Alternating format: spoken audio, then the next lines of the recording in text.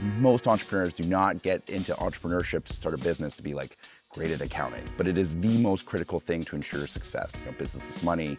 There's a great wealth transfer that's sort of underway right now from older people to younger people, and that's giving younger people the opportunity to step into roles that are much more senior in leadership. We started Rho with a thesis of, could we build a better commercial banking experience? We've always tried to maintain that type of efficiency. Building that like kind of meritocracy and good ideas do come from anywhere is like a really important first principle. Like scale is good. You kind of want your systems to be like bursting at its seams.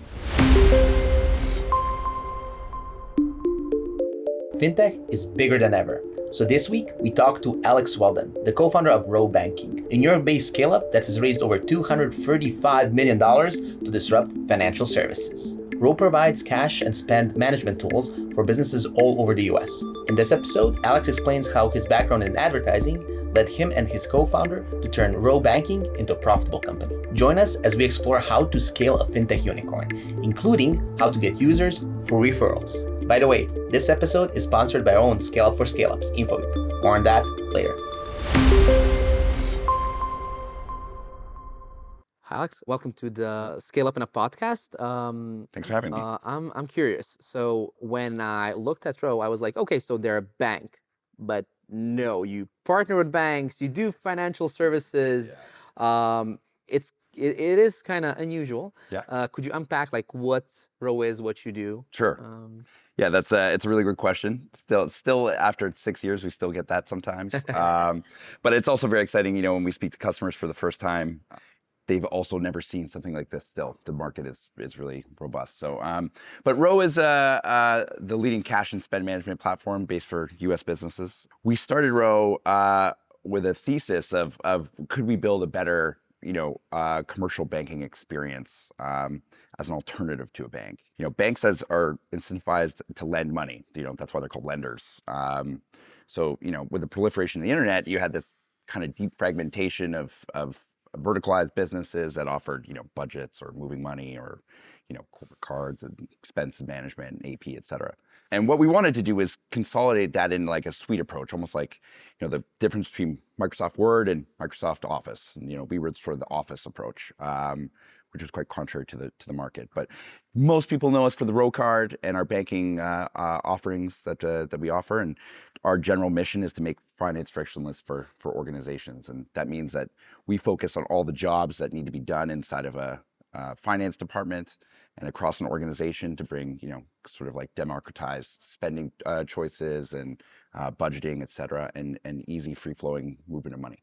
Mm-hmm. So let's talk about your background a bit. Your partner comes from finances sector, but you're not. You have a background in advertising, among other things. Yeah. I fell into the entrepreneurship trap very early. I grew up Lemonade stand or? Yeah. Yeah, you were doing websites or something. Yeah, that's right. I was in Canada. I was when I was a teenager, I was really into music.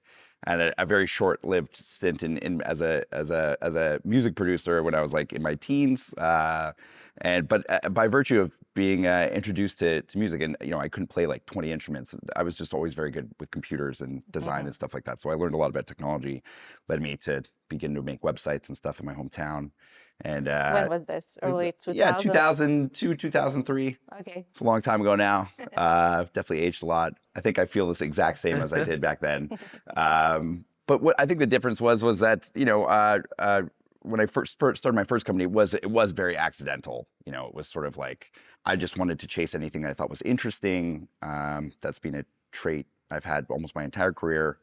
I felt that it was very important to abstract problems away from this sort of status quo and just reevaluate them. And if I felt that there could be a better solution, I didn't really care what the category was. And that's sort of been the story. I've done a gaming company, an advertising company, fashion company, healthcare company for a bit. So but I think the commonality that led me to Rho was sort of like the answer to something that I always felt was really key when you're developing a business, which was in order to improve your odds of success, I think that you really have to be great at managing your money. And I know that sounds, almost going without saying, but Yeah. the reality is most entrepreneurs do not get into entrepreneurship to start a business to be like great at accounting, or I mean, some do. I mean, we did, but like, most do not. But it is the most critical thing to ensure success. Business is money.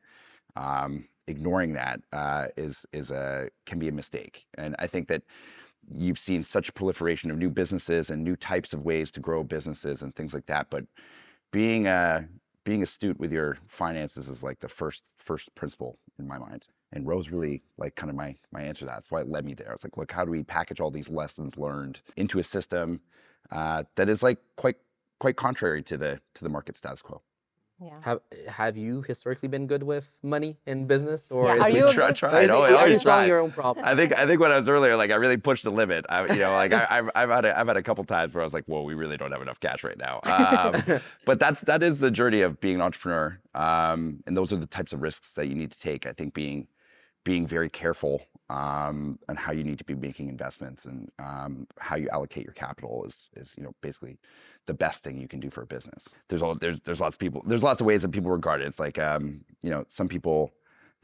Kevin Ryan is a really great example. He's almost the antithesis of that. He really had a belief of like investing as much capital as possible, and he's had an enormously successful track record throughout that sort of dot-com boom into the last cycle. We've had about 3 since I started.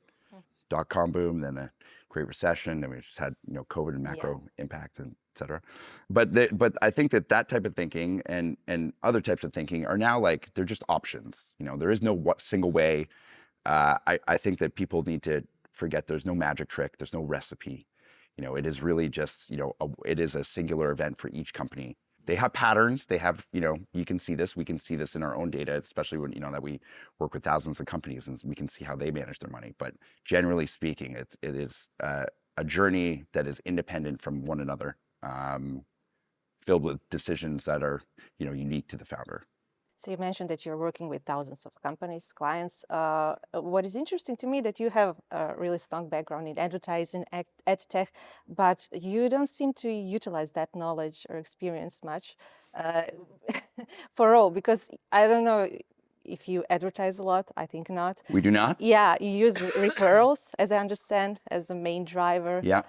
Yeah. Can I you mean, explain yeah, I think Rho is a lesson in first principles. I think my partner Everett, who's like one of the smartest people I've ever met in my entire life. He was a macro portfolio manager for lots of prolific hedge funds prior to this, and him and I kind of saw the same thing. We think very similarly, but however, we're incredibly different people. It's sort of a very yin and yang relationship that we've had, which has been like some of the best experiences I've had building a business. But coming back to the roots is when you come from first principles, it was like how can we solve these problems specifically, and so and very deliberately.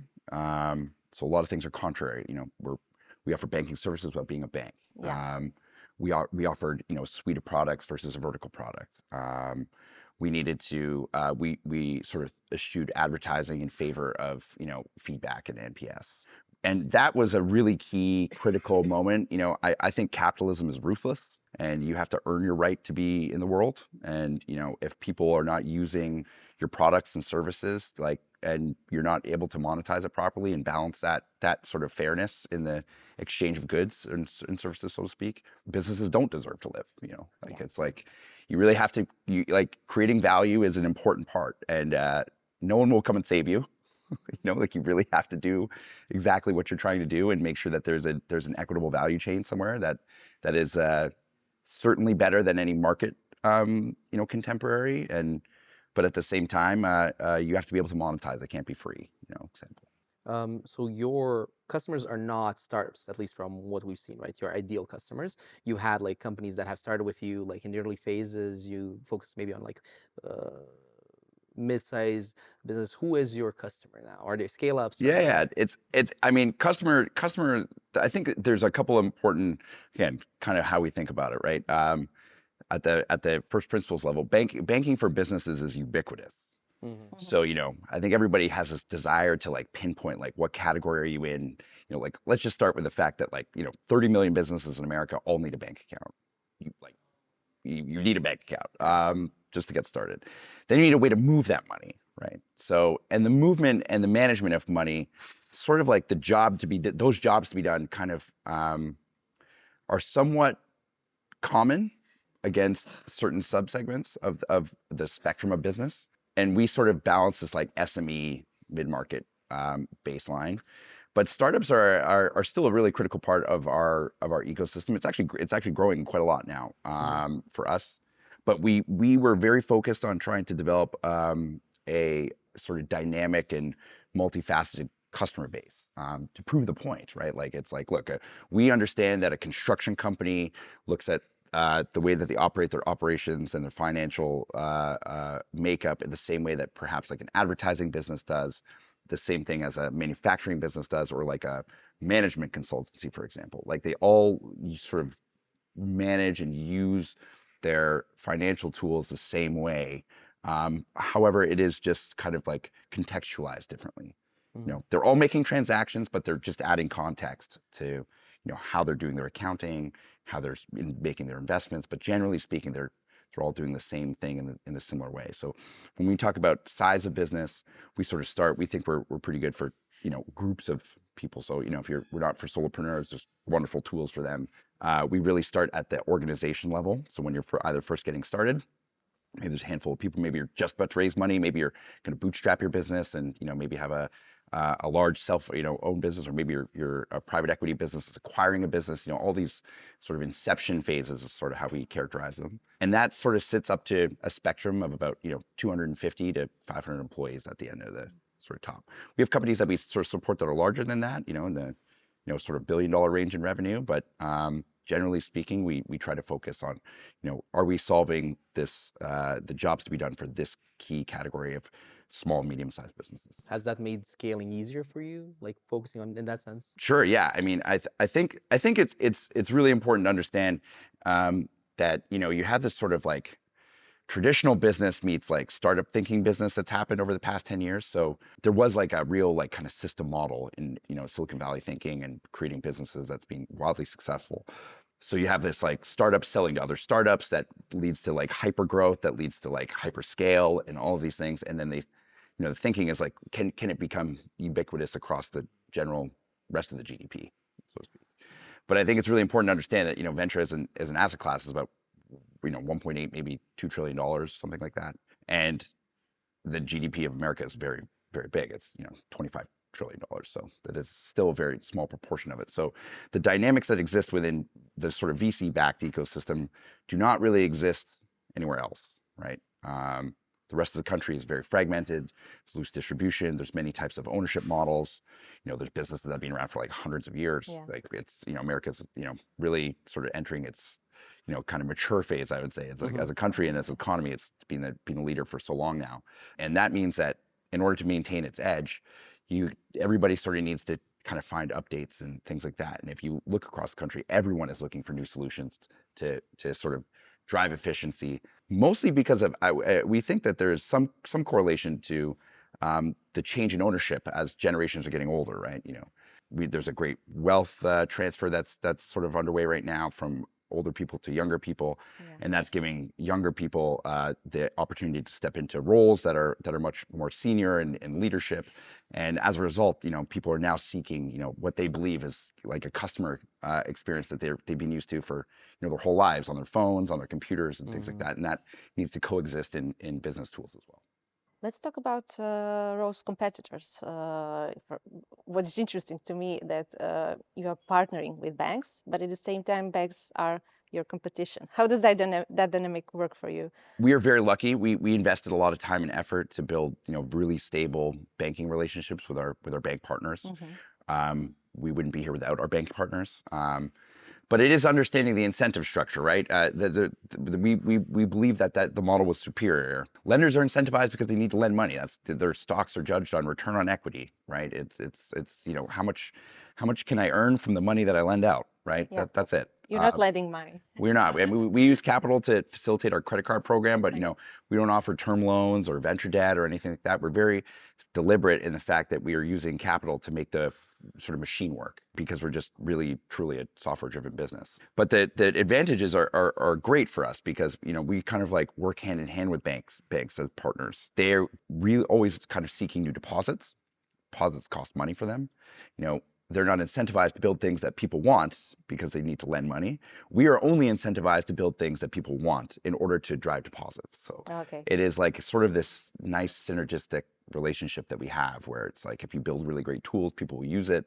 By net benefit, the bank benefits from partnering with us, and we partner because we can capitalize on, you know, traditional financial rails to monetize those services. So it's a really fair deal for the customer, for the banks, and for us. You know, Rho has been free since we've opened for customers. It is entirely funded through net interchange, which is swipe Okay. volume, and NIM, which is basically just the money that we earn from our deposits from based on the interest rate. And what else is in the market regarding your competition other than banks?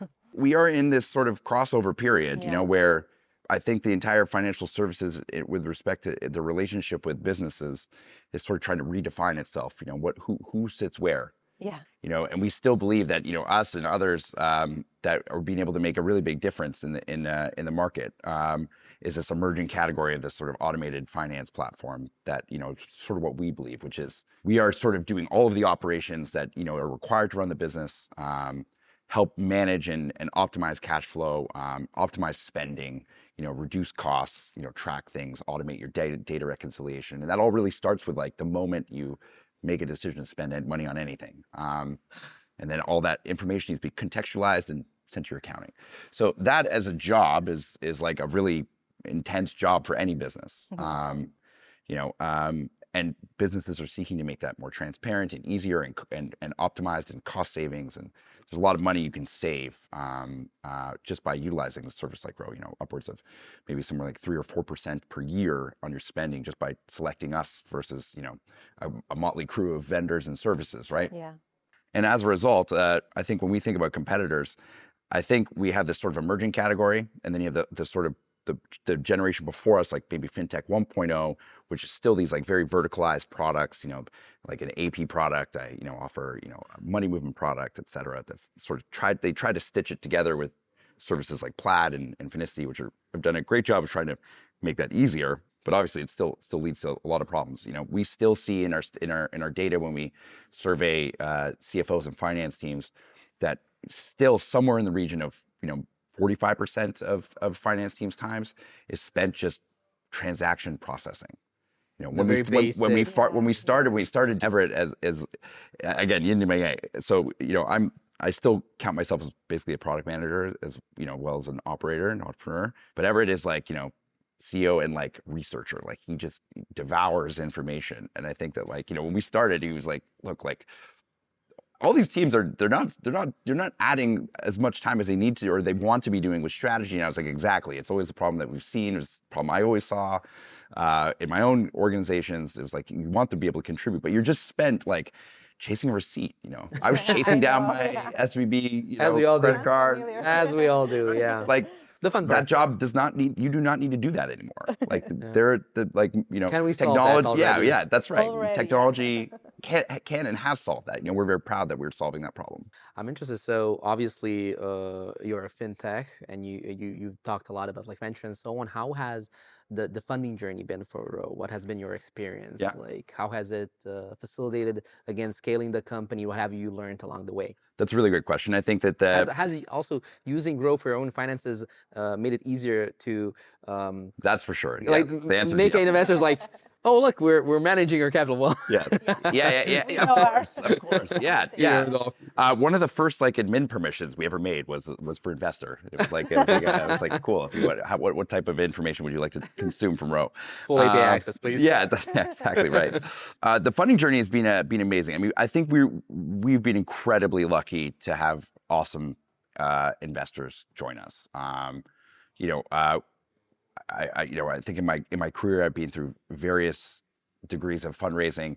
They're all different types of experience, you know, and it's been a lot for me. Like, you know, I think in total, kind of like it's roughly about $500 million probably I've raised in my career so far. So we were very dedicated to finding investors that were strong believers in Rho, and what we were trying to do. And when we first started out, it was like it was more contrary than we thought.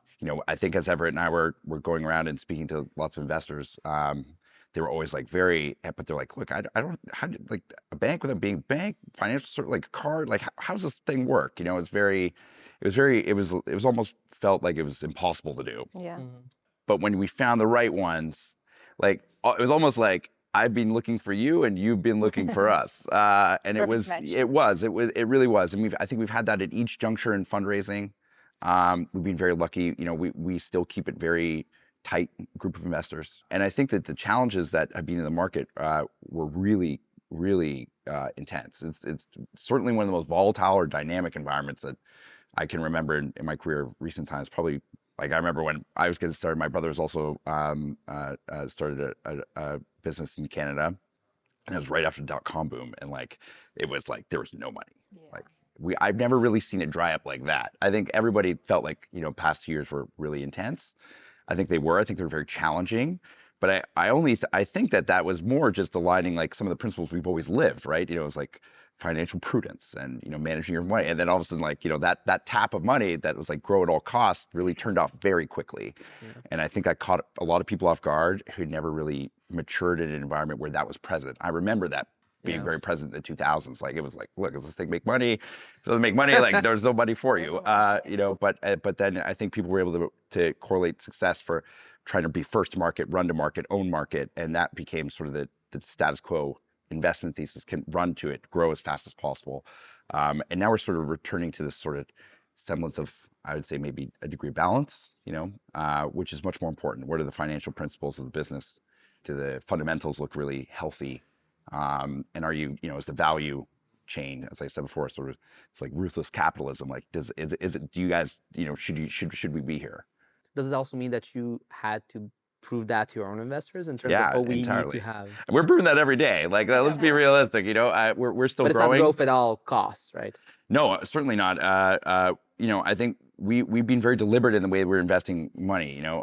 We did believe somewhat contrary to some of that thinking, and that has been really helpful for us. We've been able to consistently grow into our valuation. We've never had like a mismatch of market pricing versus that. And I think that a lot of companies, they just went through that. I mean, you sort of saw some companies that were growing and, they face, okay, I need to raise money.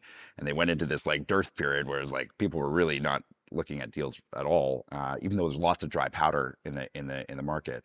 But, their pref stack was really big, and, it's like, how do I make this happen? Do we reprice it? And repricing things, I think everybody was really reluctant to eat. And I was like, look, that's just the market price is the market price. I think that it is really whatever anyone is willing to pay. And I think respecting that is a really important part. Not every company just goes like, 10 million, 100 million valuation, 1 billion valuation, 10 billion valuation. Like that those are anomalies.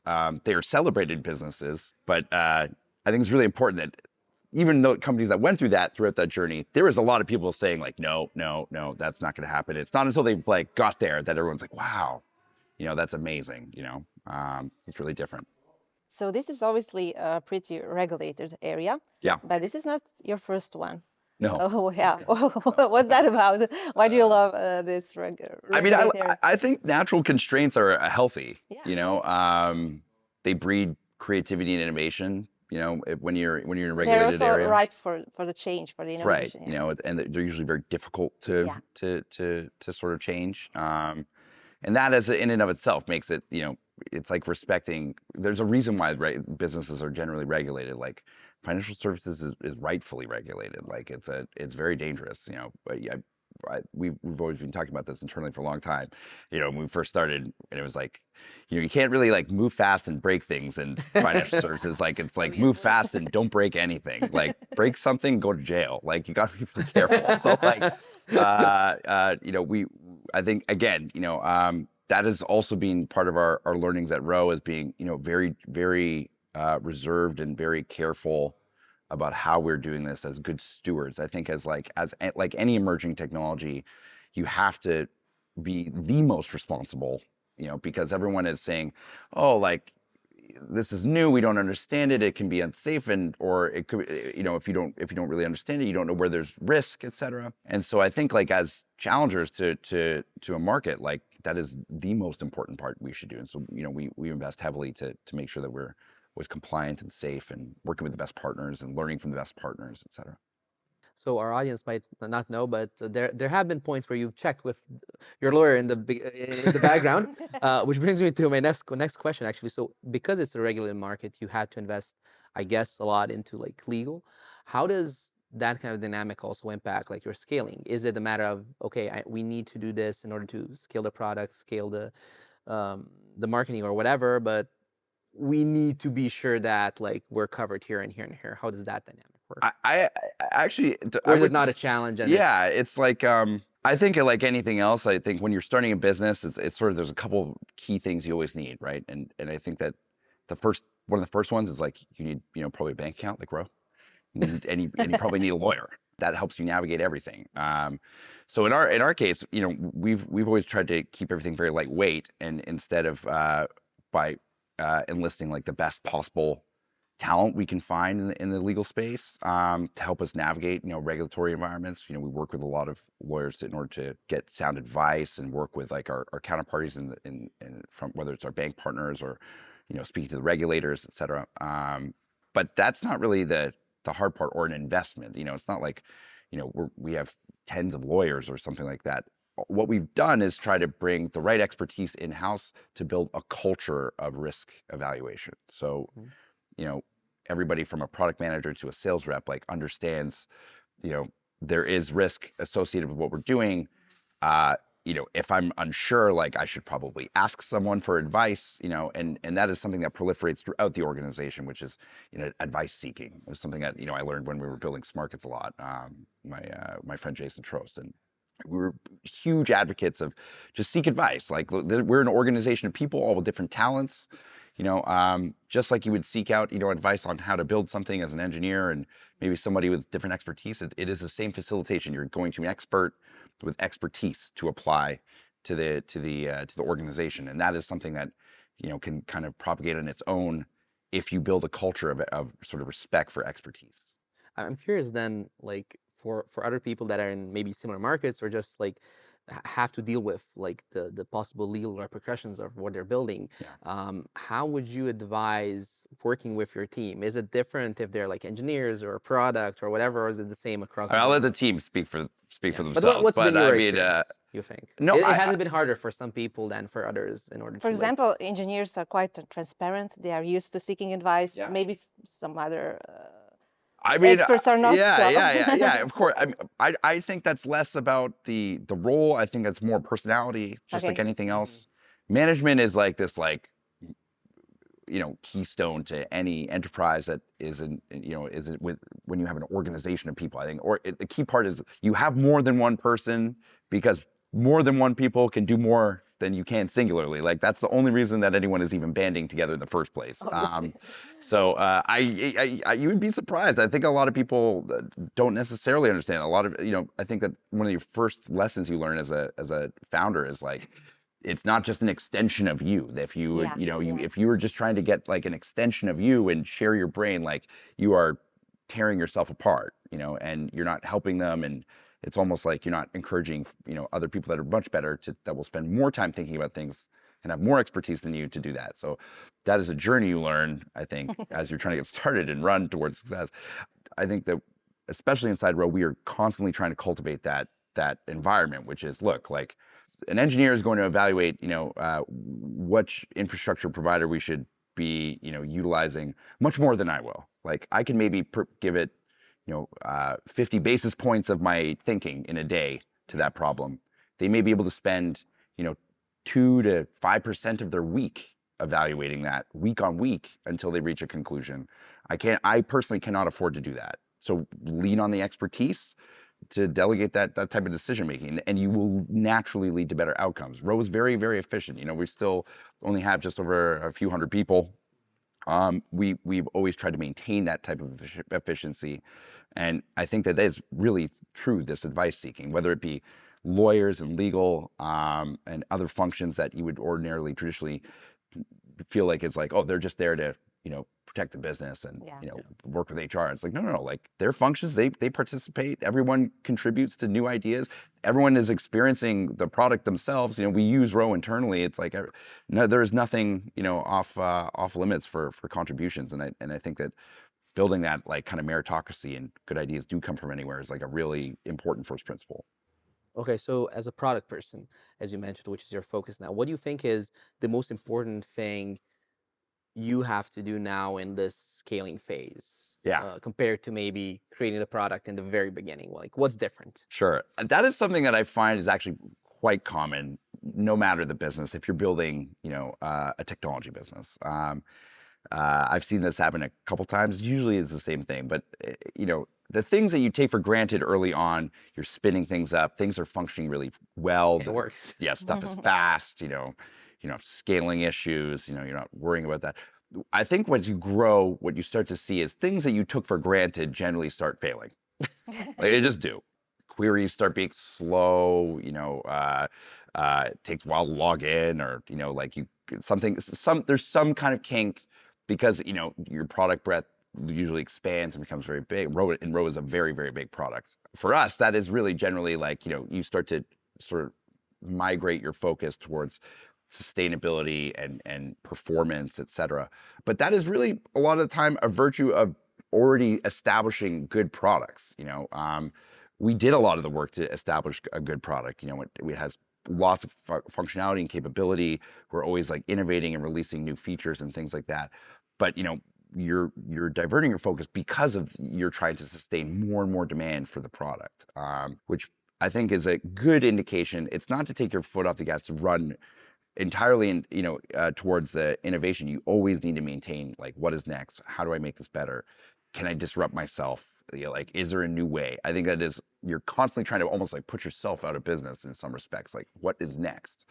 But at the same time, the demands of maintaining that is very strategic. And that's why you have to really balance your resources and your efforts to make sure that your customer experience is not failing your customer promise. And if you make the mistake of being like, oh, like we'll just let this stuff sit around and tech debt accumulates and things like that, it's a really dangerous game to play, especially in something like us where like we have to work 100% of the time. 99.99% for money movement, like it doesn't really make a difference. Like you kind of need 100% all the time. If you try to move money somewhere and your transaction is not going and you're like, where is it? The anxiety level is incredibly high. It's like, what happened? Where did this go? You need to you can't really have failures like that. Wouldn't that mean that you wouldn't innovate then? Because again, a lot of banks historically have this problem with tech debt because they work on systems which are very old, because no one wanted to risk breaking something, because again, as you said, it needs to work. Perhaps, yeah. I think you'll find that a lot of banks actually just run on other people's stuff. Banks are not technology businesses. They have technology, administrators inside a business. Places like JP Morgan, Goldman, but they all have like core systems that they buy from other vendors. They're leveraging it, that sort of thing. They're not developing necessarily their own technology. Some are trying now. There's a couple of new banks in the States that are really trying to do the whole kit and caboodle, so to speak. But I think it's just in any technology business, balancing your innovation with scale. Like scale is good. Like that is a good leading indicator. Like you were probably doing very well for some reason. I hope you understand why that's happening. That number one. If you don't, definitely get more familiar with it. But like scale is good. Like you kind of want your systems to be like bursting at its seams. It means that you have sufficient demand to continue to grow, et cetera. It's not a bug, it's a good thing. It is a good thing. It is always a good thing. That's why it's like whatever problem. It's like look, it's a problem, but it's a good problem. It's like, would you like to like not have something break because no one's using it? It's like, oh, that's Makes true. sense. Let's talk about people. Once again, we talked a bit about culture, but one of the important parts of scaling up business is also hiring the right people. You actually choose to open offices in Europe. You Yep. have one in Poland, Yep. in Serbia. We're actually in Belgrade office. Yep. Why did you decide to do that? Yeah, I mean, keep saying this, first principles always the way. I believe it's like important to come from that, and I think it's important to respect that talent comes from anywhere. In 2017, when we were first sort of getting our started, I was actually based in London at the time. Ever was in New York, and European fintech was actually leading the charge, like very much so. You already had lots of success in the UK with like banks like Monzo and Revolut, who are all now actually chartered banks. Folks like Klarna, and the fantastic work Yeah. that Seb Simiakowski and those folks did over there in Sweden. And then you have, but in the United States, you sort of had you just had Chime. Chime was like the consumer success over there, and it's because the market dynamics were just simply different. You had regulations that sort of forced technology to proliferate. Communication with banks was a requirement. Being able to easily have choice was a requirement, which led to open banking and things like that. So these like solutions that had been thought about for many years, since the 2000s when people were first sort of trying to make the European banking system work a lot better, they were able to skip a lot of this infrastructure. It's sort of the same thing that you were seeing in like places like Africa today, where it's like, they're not going to a bank, they're opening an account on their phone, and they're jumping this whole experience that a lot of the US and other countries sort of had to go through. Their starting block is much closer. As a result, like it was very, very simple for us. We saw that, there's talent and expertise that existed everywhere. Moving money is ubiquitous globally. And the fact that there's lots of opportunities to develop talent, share knowledge, and share, I think, what America offers best, which is like the absolute drive and innovation and entrepreneurship and the culture of that, to share that with anywhere that wants to foster that type of growth and that type of experience. And that's what we tried to offer in all of our international spaces, which is like, look, we'll give you like the crash course on how to build a dynamic sort of world-class business. And in return, like, lend us your genius and your talent. And that's sort of the fairness that we offer. What was the hard part with opening offices here and hiring, and what was the easy part? It's interesting to me because Poland is part of European Union, Serbia is not. Were there any differences? Yeah, there's lots of critical differences. Poland is a very well-established market for in all aspects these days. It's one of the fastest growing countries in the European Union. It's certainly one of the most the fastest growing, one of the developed nation for sure. And that changed a lot even during my own career.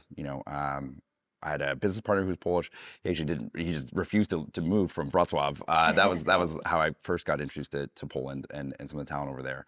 But the same fundamentals were the same. It's like, in Serbia and Poland or anywhere that is like, trying to develop any type of market, whether it's technology workers or, manufacturing, et cetera. It's like somebody's got to start somewhere. The distinction I saw in Serbia at the time was that it was really nascent. There was only a handful of companies that were here that were trying, but there was a lot of ambition, a lot of people that wanted to get involved. But there wasn't like a true network of entrepreneurship or that sort of nice waterfall of investors and VCs that trickle down to founders, that trickle down to employees, Yes. and then employees have some sort of monetary gain, and then the money comes back, they put their money back into VCs or invest in companies themselves or start companies themselves, and then kind of got to start that cycle. I was observing when I was in Belgrade, I was just like, well, this place is, I didn't understand why it wasn't happening. I was like, it's not just because it's like, not in the EU, that's impossible. Yeah, It's like a modern European country. I didn't really get it. And the more I spoke to people, I realized it was just ripe for opportunity. There's really amazing and talented people here, and I felt like they were just looking for something more that I felt that I myself and our team could bring to the market. And so we really became dedicated on, look, can we establish ourselves as not just Rho as a company, as a mission to obviously be the world-class organization for like anywhere. And by bringing that here, we felt that we could be very disruptive at the cultural level, which is like, look, there's a different way to build a business. There's a different way to work. There's a different experience you can have to, have in a work environment. And I think we've been pretty successful at that so far.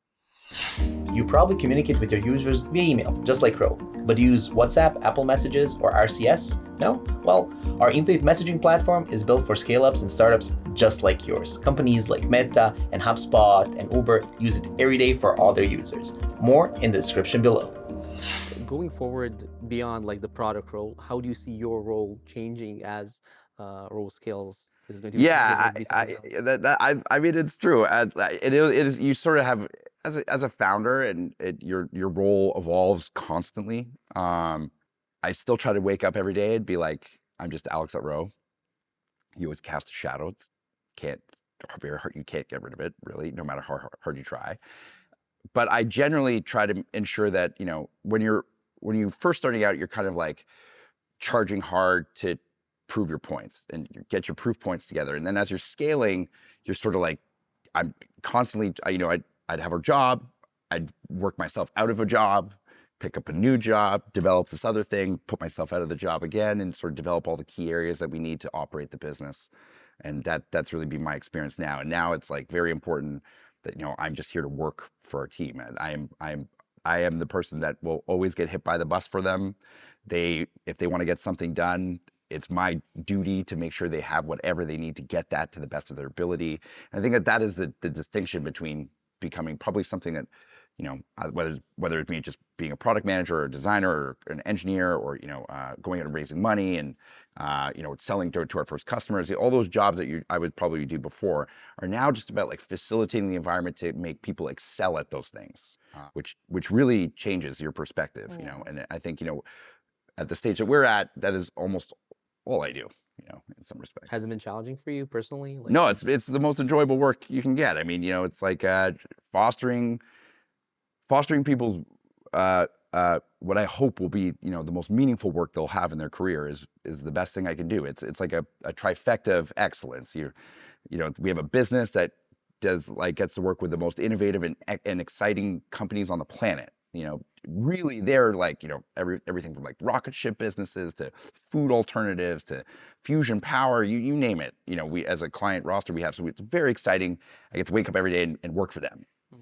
And then I get to the office, which I love being in the office. I think a lot of people like being in the office. We've been sure to invest back in office space. But you get to the office and I'm just excited to be like, great, now I got to work for these people. How can I help, these people to help the customers? And then it's like, and then I'll have a call with a partner. It's like, how can I help the partner? So everything becomes about this facilitation of working for each other. And that to me is some of the most rewarding parts about when you're in a growing business. Still exciting today, again. And I think if some people are like, yeah, you miss those days where you're just like, trying to hack away and do those things. It's a unique experience at Rho, simply because the customers still haven't seen it. I think there's been about $2.5 billion invested in our category for challengers in the United States. We've penetrated the market about 3%. All of us combined. Mhm. So many opportunities. It is, with 97% to go. Like, there's a lot of first calls with, I've never seen this before. We'll have to talk again in the last 10% then. Yeah. That's right. That's right. I look forward to it. So what is the next step for Rho? Yeah, our next step is we are constantly trying to develop new ways to find solutions to solve for particular categories inside the United States. Again, it's ubiquitous, so we're always like kind of hard charging for customers. Most of our efforts are around scaling and improving and maintaining our leading marks for things like NPS and customer satisfaction. I think we will never divert away from that. And there's a couple of companies that have done really well. And even another fintech. I mean, I think TransferWise or now Wise is probably most famous for that. Really great folks over there that have really been able to harness the power of product excellence and NPS. And I don't think our philosophy is very different. I think we are just consistently focused on that while trying to ensure that distribution is widespread and we're well known for the first time. Great. Well, thank you, Alex. Thank you. Thanks so much. Thanks for watching this interview with Alex. Now click here and watch this interview with Andy Budd, a proper design legend who explains how to grow unicorns with design.